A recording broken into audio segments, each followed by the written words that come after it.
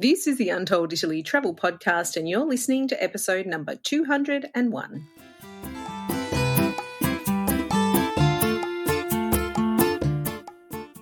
Ciao a tutti and benvenuti to Untold Italy, the travel podcast where you go to the towns and villages, mountains and lakes, hills and coastlines of Bella Italia. Each week, your host, Katie Clark, takes you on a journey in search of magical landscapes, history, culture, wine, gelato, and, of course, a whole lot of pasta. If you're dreaming of Italy and planning future adventures there, you've come to the right place.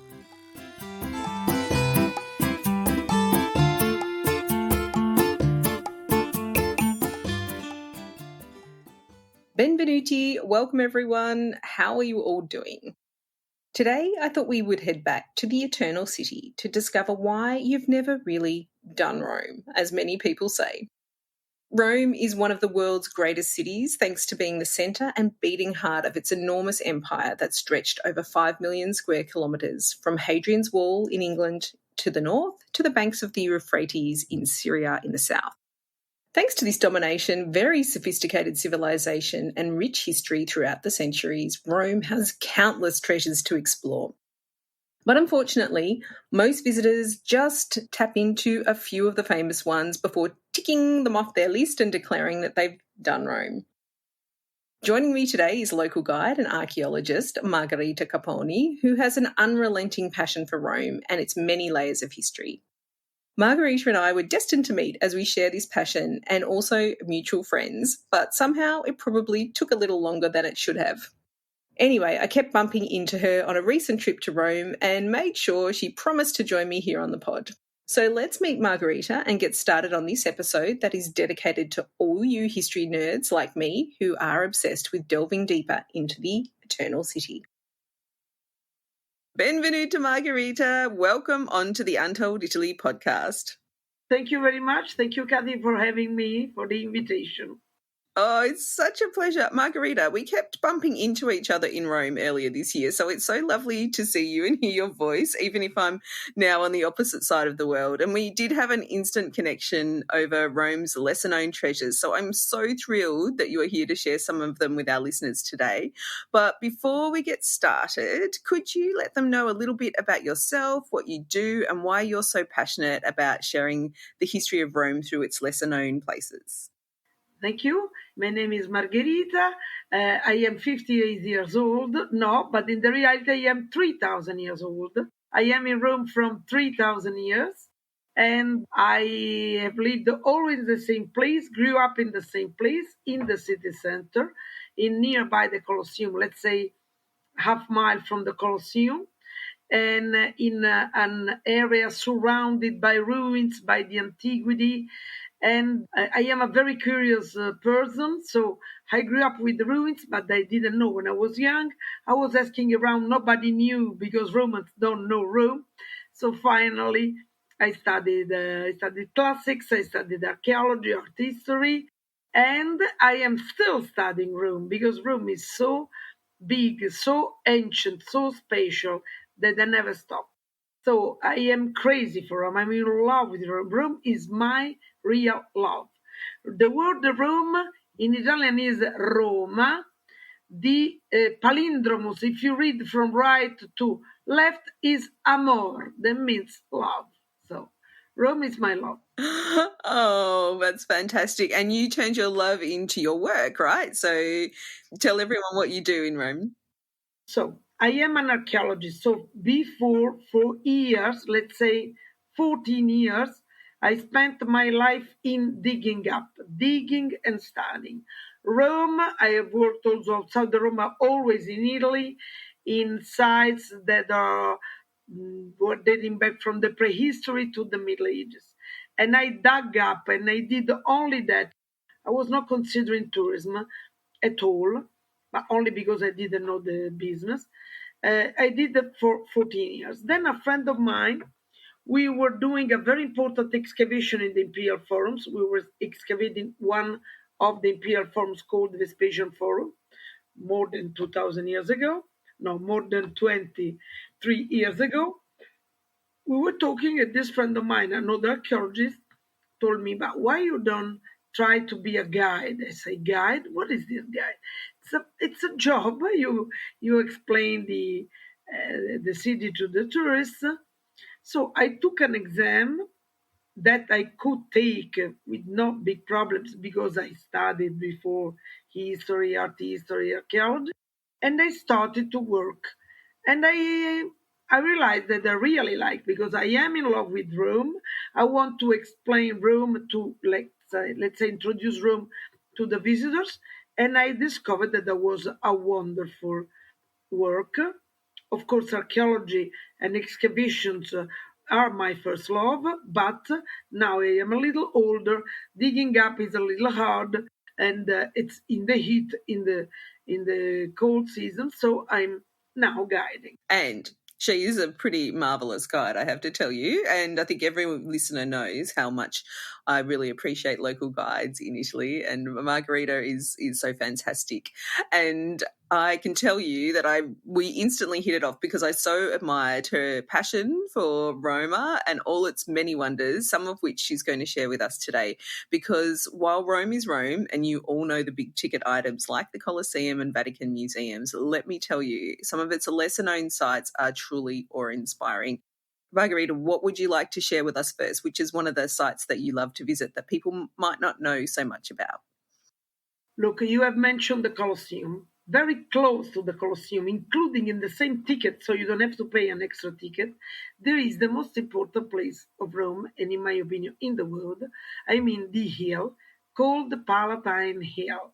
That's the place where Rome started, seriously, 3,000 years ago, established by a community of shepherds after became the shepherd of the twins Romulus and Remus, the story of the she-wolf, that is a story.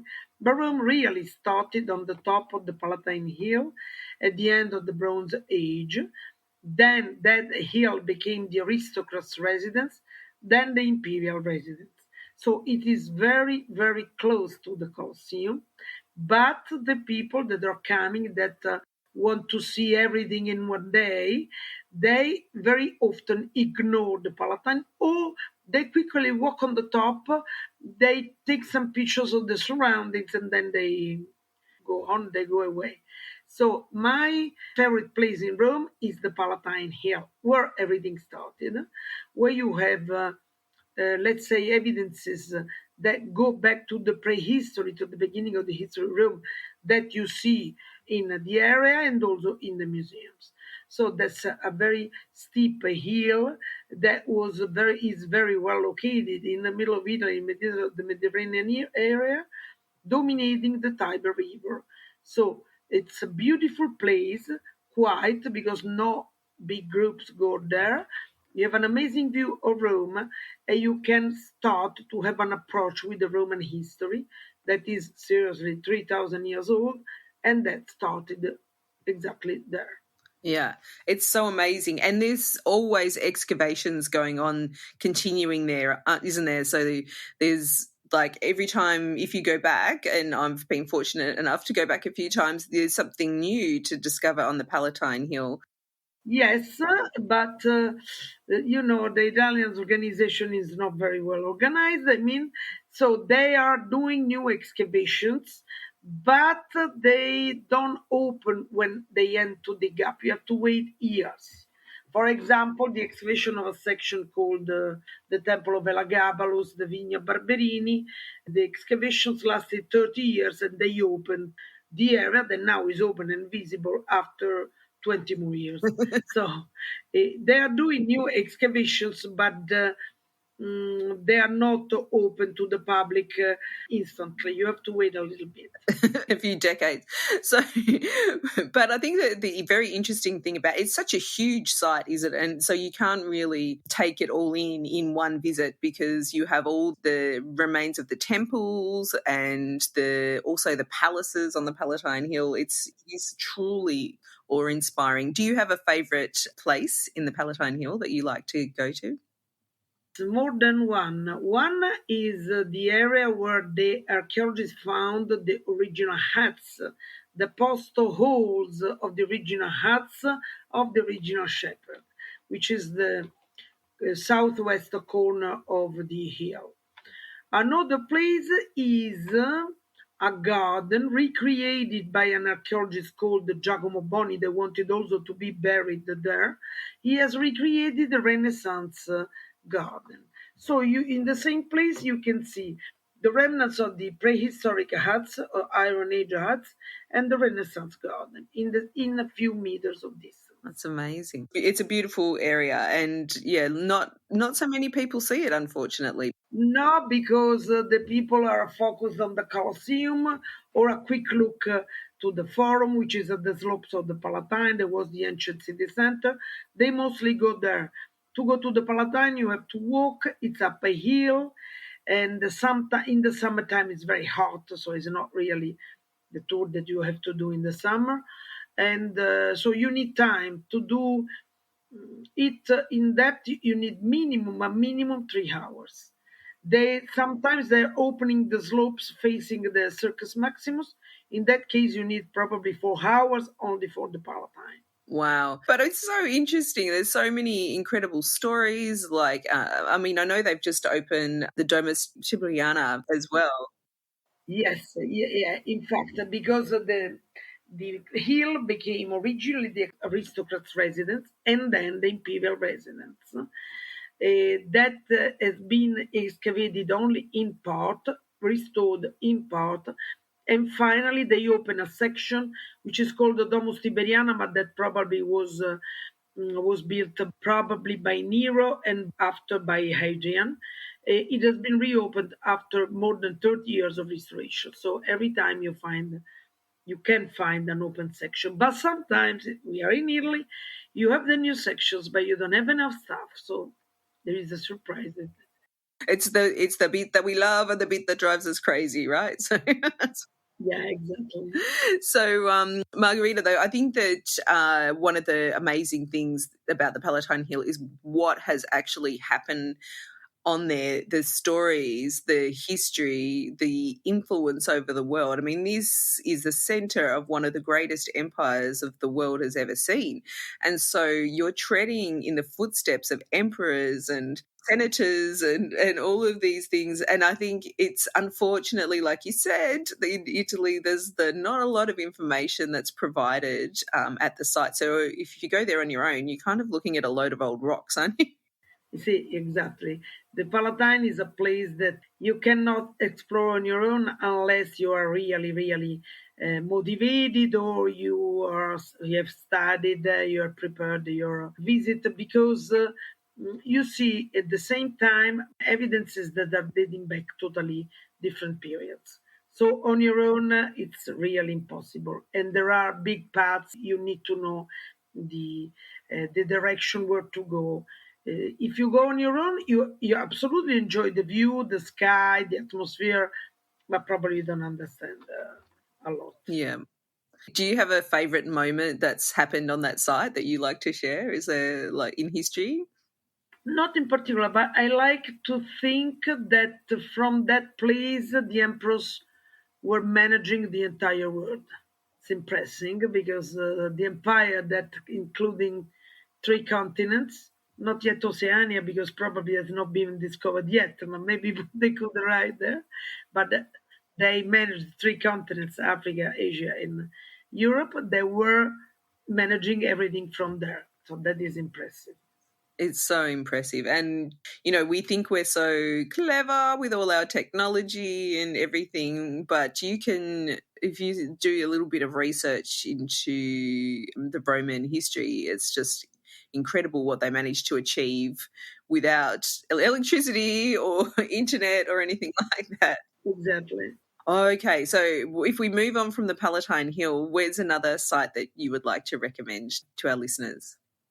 Again, a place very close to the Palatine, close to the Colosseum. That is my own area.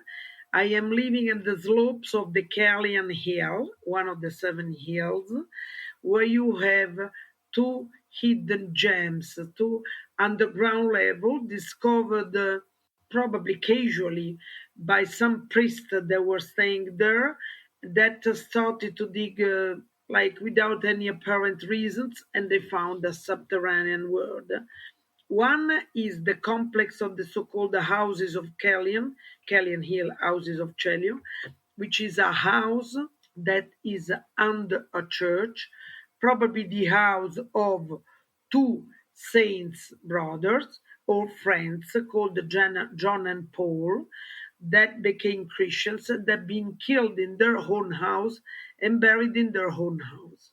The house has been covered by a church. The house has been buried and forgotten, rediscovered in 1800s.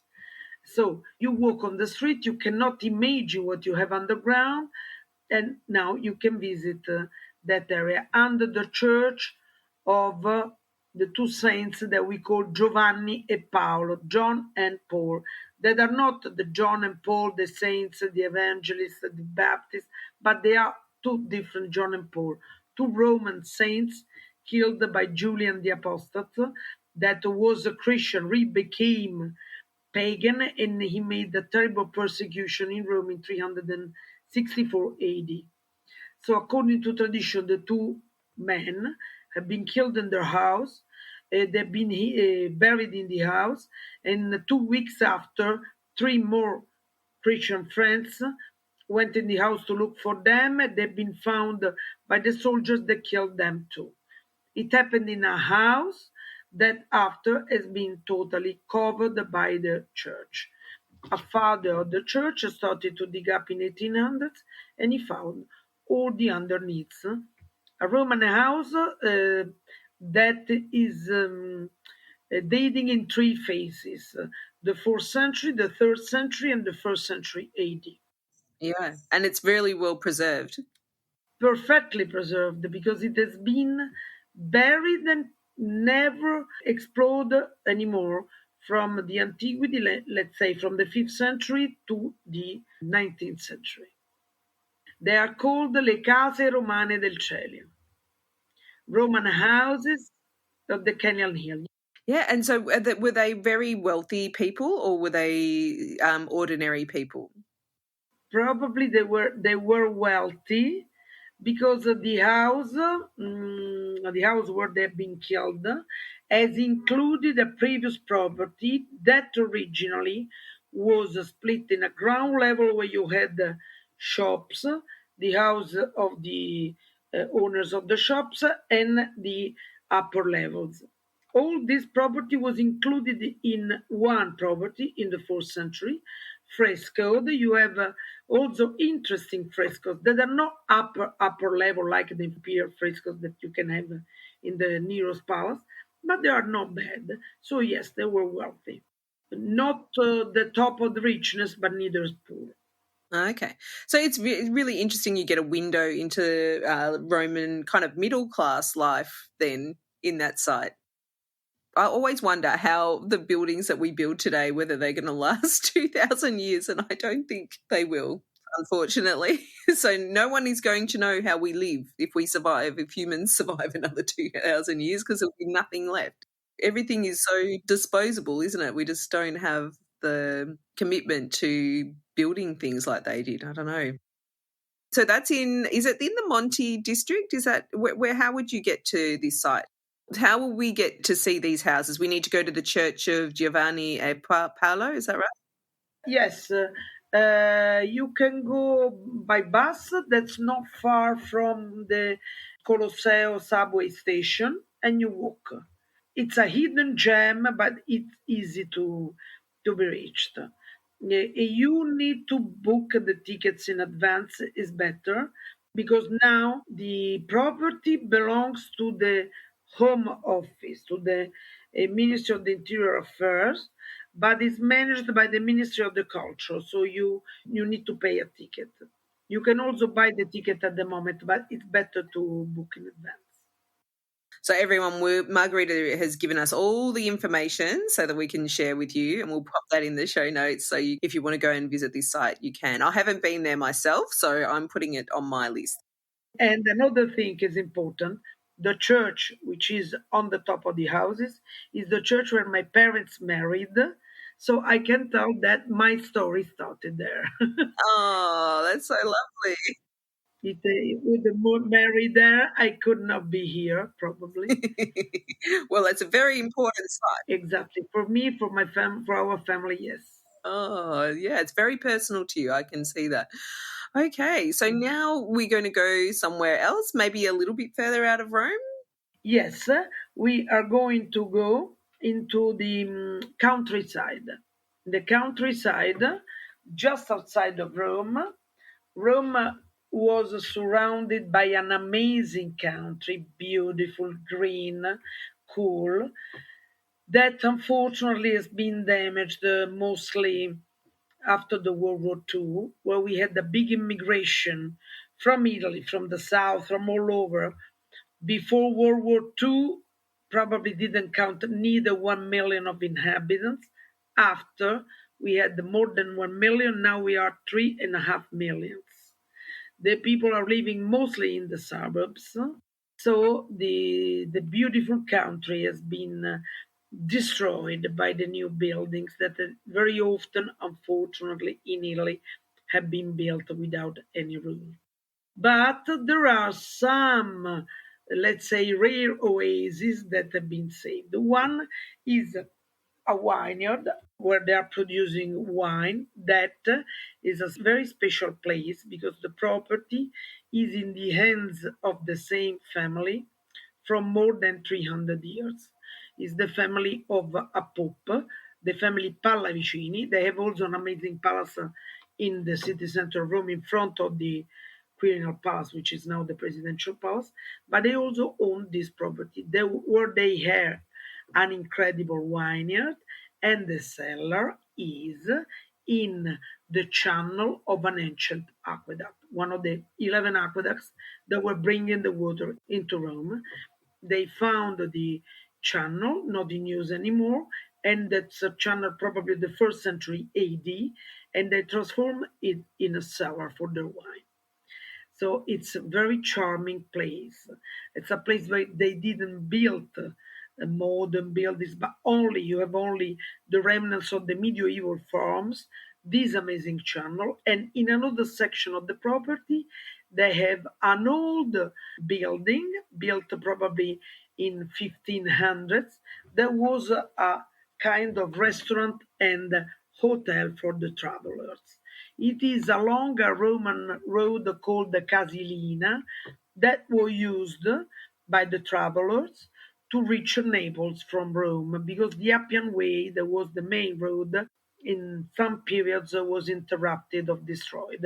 So they were traveling there. One of the travelers that stopped in the restaurant is, for example, the painter Caravaggio. We know that while he was traveling to Naples, he stopped in the old restaurant. Now the farm is the vineyard is producing an excellent local wine. The wine of our countryside is not famous or doesn't have the reputation that has the Tuscany wine, but that's very good.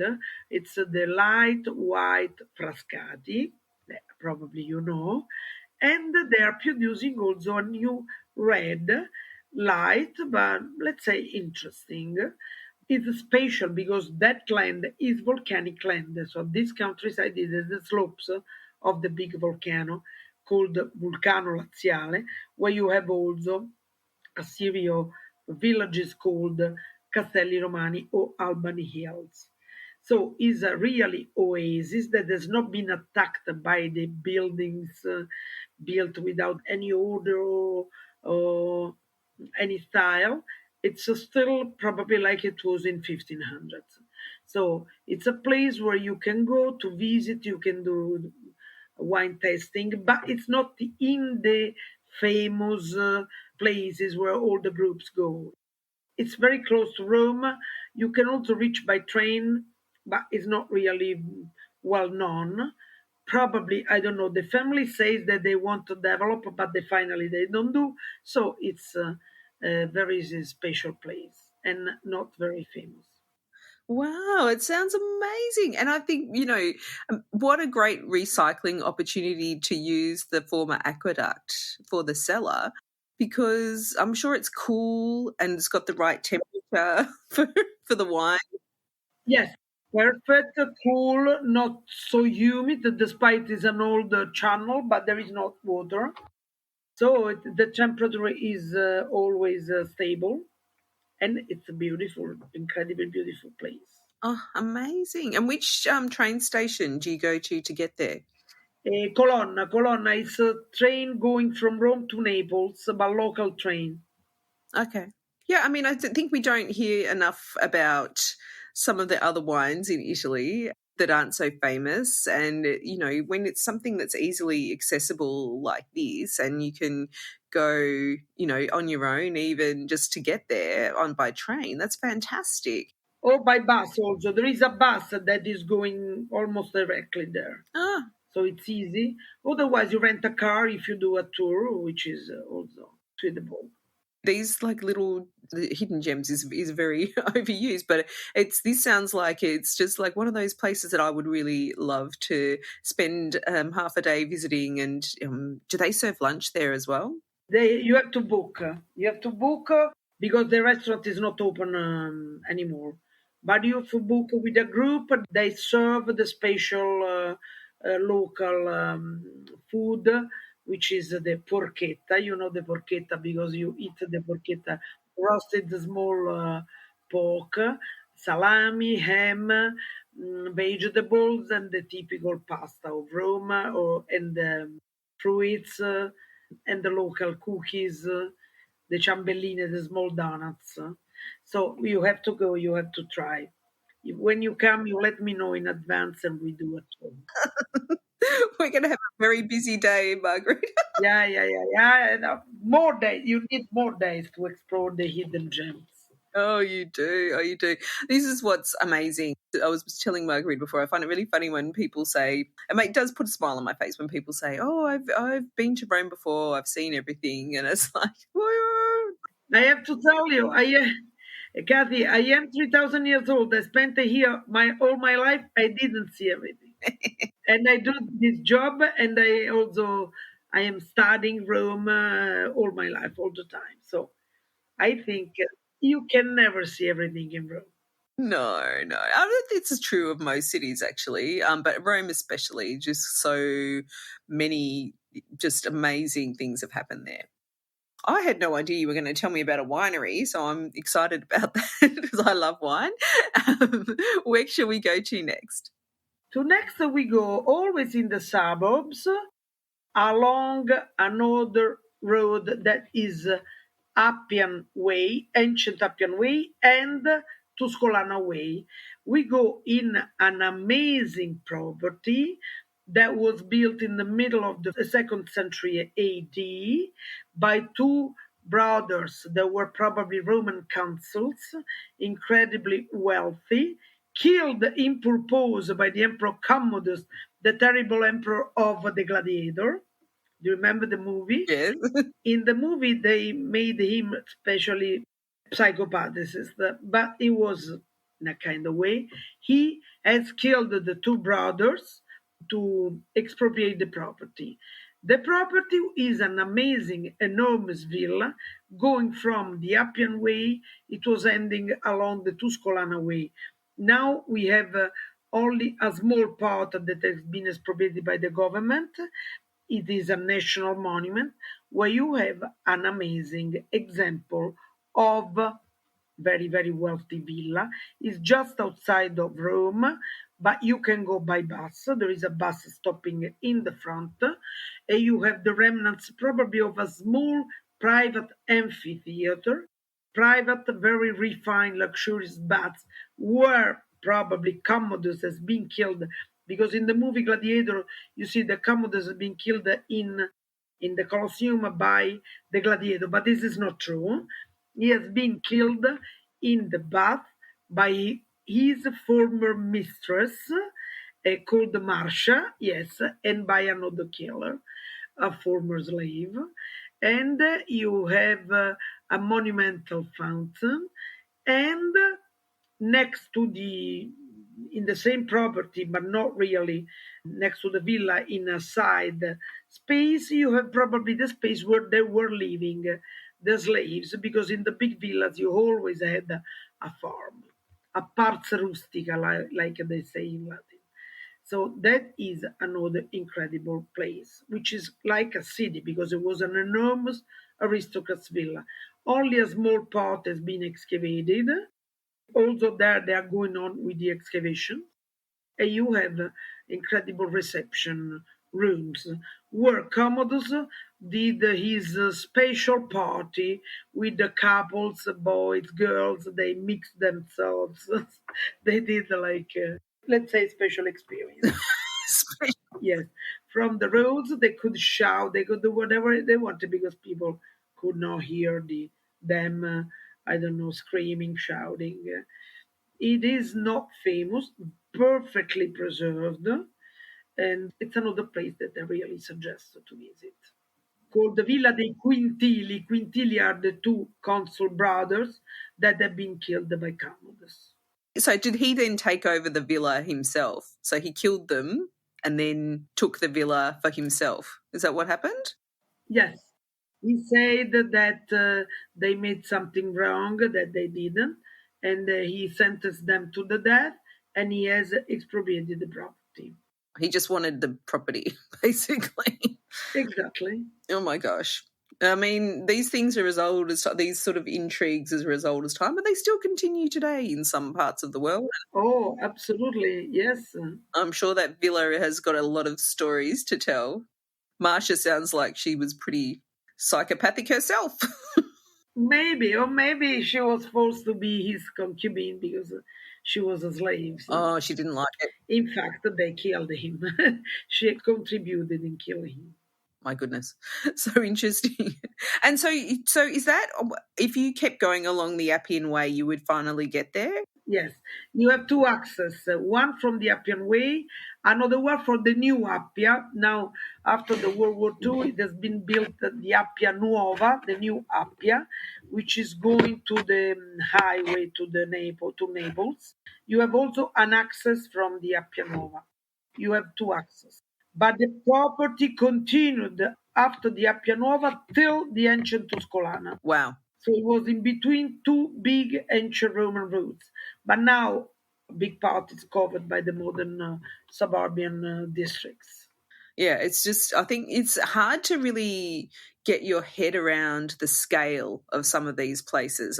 That's to me really incredible because sometimes you think it's going to be small, but these places are huge. No, huge because also there was a way they knew the importance of the propaganda and they knew that they had to show that they had big properties or big houses to show how they were important. And is there another spot in that area that you wanted to share as well, if you're going out that way? Yes, that is an entire city. I have spoken about sites that are east of Rome. This is west of Rome. This is the city of Ostia, ancient Ostia. Ostia is the first colony established by Rome.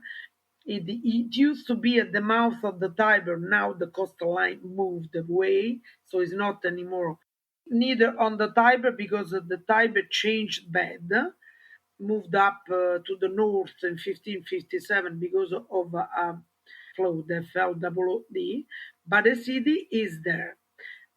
About Ostia, I can tell that everybody, all the visitors want to go to Pompeii, which is famous, which is, of course, interesting. But Ostia is a few kilometers from Rome, 22. You go to Ostia with a very nice train. It is not nice for the people that every day have to take it, but it's nice for tourists. You can go by train but with a very reasonable ticket, few coins, and you have at your disposal a very well preserved and interesting ancient city. Quite beautiful, always beautiful weather because it's very few to the sea, to the coastal line, so it's never cold. Sometimes it's raining, but it's never cold. You can go all over the year. It's very interesting because you have a lot of public building and private building. You have examples of houses, boards, let's say condominiums. You have villas. You have shops. You have different types of beds. Ostia was a cosmopolitan city because there were travelers, merchants, sailors. So you find temples of all religions, a synagogue, one of the older synagogue of the Western Europe, probably the oldest. You have all the pagan temples, you have Christian churches, so you can understand how the people were living all together in peace, speaking different languages, having different customs. And it was built around the same time as Pompeii too, wasn't it? At the beginning, yes, because they've been established probably both in the 6th century, but Pompeii has been suddenly destroyed by the eruption in 79 AD, and it stopped like this. Ostia continued to live, so you see also the phases of the late Empire, early Middle Ages, then it has been destroyed by earthquakes and buried by the dirt, but it has been rediscovered and re-excavated. So, if you want, is more interesting than Pompeii because it continued to live after the 71. Pompeii has been definitely destroyed and buried and forgotten until 1700s when it has been rediscovered. Yeah, I mean, I actually went there with Margherita, and it was such an incredible sight. There was no one there, and it was really easy to get to. It's not difficult to get there from Rome, and it's a beautiful spot. Just that you do have they're not the traditional pine trees. Well, they weren't the original trees that were there, were they? I remember you telling me. What is the name of those pine trees? They are called umbrella pines or Mediterranean pines. And they were planted by orders by Mussolini. By Mussolini, by the diggers, yes. After the diggings commissioned by Mussolini between 1938-42. I know they're causing a bit of a problem because of the roots and things like that, but it does look nice. But you do have some really lovely sights to see there, and I think one of the favourite one, that I shared with my children was the the bathroom. The latrines, where they used to go all together, making new friends. They were everywhere in the Roman cities, but they are very well preserved. They are, aren't they? And then you can go into a shop and into a takeaway shop, and you can walk right in, and that's not always possible in Pompeii, actually. So especially, because there's so many people there, so at Ostia you can go and walk around. But once again, it's like I don't recommend going there on your own. No, also in Ostia probably is a big city, so you don't know the paths, you don't know the direction of where not to go. It's better going with a guide, especially if you don't want to waste time. If you, I don't know, spend an entire day there, maybe, but otherwise with a guide you can reach easily the most important parts, the most famous. Yes, Ostia, I suggest to go with a guide. Yeah, it's a really fantastic place to go. So if you're looking for an alternative to Pompeii, then definitely go check it out. But also, if you are only in Rome and in the area of Rome, you don't have to spend a day. You spend a lot of money by train or by car, and the guide in Pompeii, you come back quickly. I suggest to go in Pompeii if you are planning a trip in Naples area and in the region of Naples. So you can do Pompeii, Capua, Ercolano, and the rest. But if you stay in Rome, if you want to have really an idea of a Roman city, it's better to go to Ostia.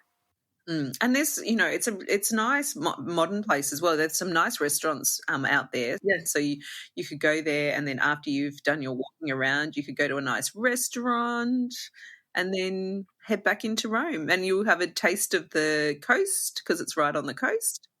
And it's very beautiful. It's a really nice place. I totally recommend 100% everyone should go there, and just learn as well, because this is where, fascinating place where all the food that came from around the empire into Rome, and then they put it on barges down the Tiber, didn't they? So Yes. we get to one of my other favourite places in Rome, Testaccio, which is where it was then put in warehouses and distributed. I mean, logistics. Probably Amazon learned a lot about logistics from the Romans. They knew what they were doing back then. Oh, yes. So, yeah, it was such a fantastic morning that we had out at Ostia. And, Rome is just full of these amazing, amazing places. And, even though I've been so many, many times to Rome, there's so many more places that I want to explore. And like I said, it really just makes me smile when people say that they've done Rome, because you can't. There's things everywhere. And really, I think people should look to their interests. Like if you're interested in wine, there's a beautiful winery you can go. If you want to go for a nice long walk in the country along the Appian Way, you can do that too if you like walking. And then you can discover this incredible villa or you can go out by the sea to Ostia. I mean, it's really, really amazing. There's just so many layers to uncover. Now, Margherita, if our listeners want to learn more about Rome's hidden secrets and stay in touch with you, where can they find you online? You can find, we have a website with our friends and colleagues. We are a group of two guides. We are archaeologists, art historians, architects. Our website is www.guideaurearoma.com. We will put a link into our show notes so everyone will have access to that. So, yeah, and I think the real benefit of going with an archaeologist or a historian is that you're really getting the sense of what it was like to live back 2,000, 3,000 years ago in this amazing city. In the website, you find around 40 itinerary suggestions. So also, if you do not want a guide, anyway, you have some ideas of what to do. Oh, that's very generous of you. Yeah, there are archaeological sites, museums, small cities around Rome, and so you find some ideas. Also, if you do not want to book a guide, because our goal is to introduce Rome and to make people in love with Rome and with the surroundings as we are in love.